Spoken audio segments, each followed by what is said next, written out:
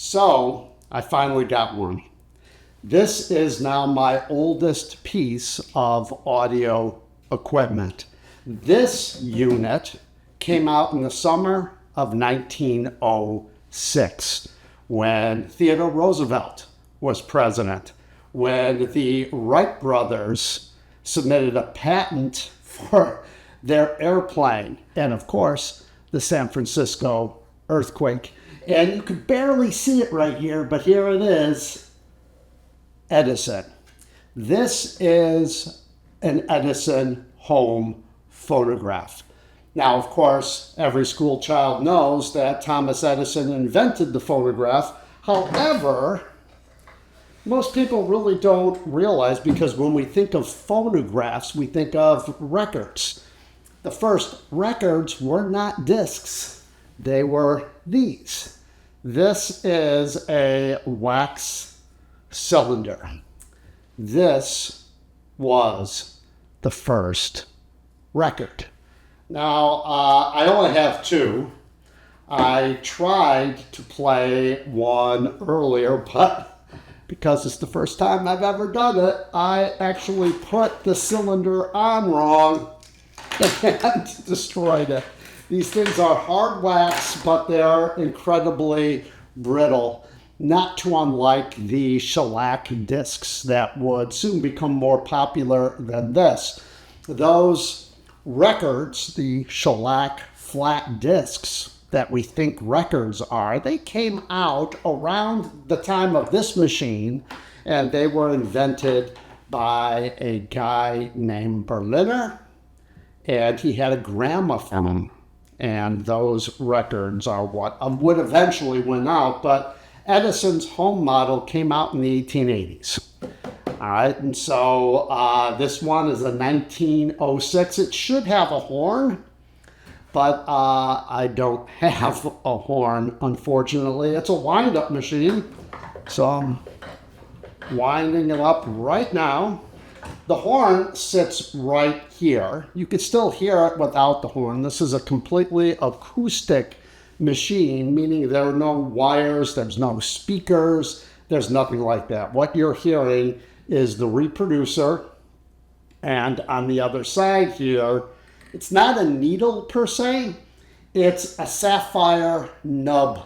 I cleaned it, and it looks kind of like a drawer knob, as you see here in this picture.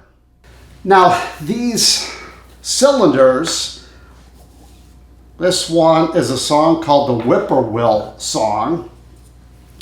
These cylinders were made of hard wax. Originally, they were a brown wax that was softer on the earlier machines, and then those could only be, you couldn't mass produce those.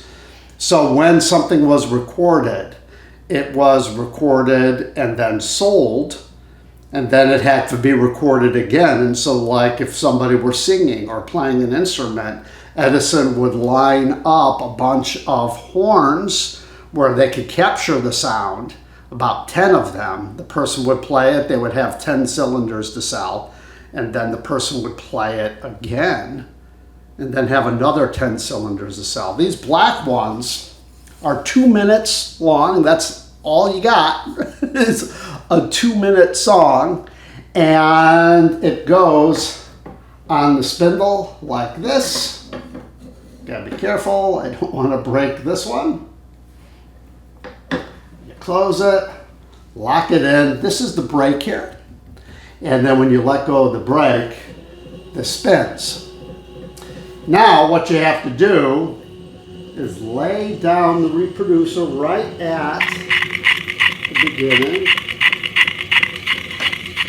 Whippoorwill Song with Whistling Chorus by Joe Belmont, Edison Records.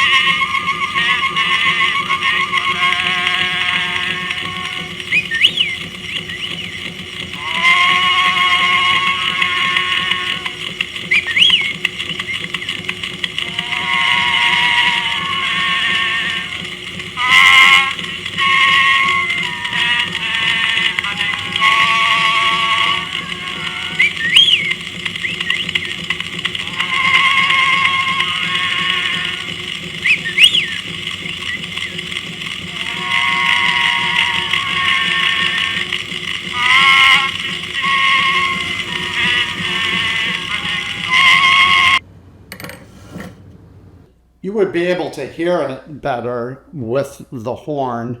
I got this, and inside I could show you the motor. Can you take the cylinder off though, so I won't break it, because I only have 2 of them right now, and they came in these containers. It has, of course, Edison's picture, Edison gold molded records. And on the end of the cylinder, you can see there has the name of the song and the catalog number. Now, this operates by a spring that's in this housing right here. And this was a rebuilt motor, which is great because when the springs break or get old or the grease inside cakes up, you gotta get a new spring or take the spring out, clean it, and repack it. And there's so much tension in there. This thing has killed people trying to open it up. Same on the Victrola. So, you need somebody who knows what they're doing, and that's not me. The only maintenance that I had to do, it's run by a belt, and it's a leather belt, and the leather belt was really loose, really slack. So I had to cut it and shorten it a little bit and then glue it together. It turns the belt, and my belt, I probably could have glued it a little bit better, because you can see there it's lifting up a little bit, and that spins then the spindle, which then spins the cylinder, and then you put the sapphire needle on, and you fire it up, and every 2 minutes you have to change it. So a lot different than today, but this is what a lot of people had back in the day before the flat shellac discs became the norm. I'm gonna listen to the next one right now.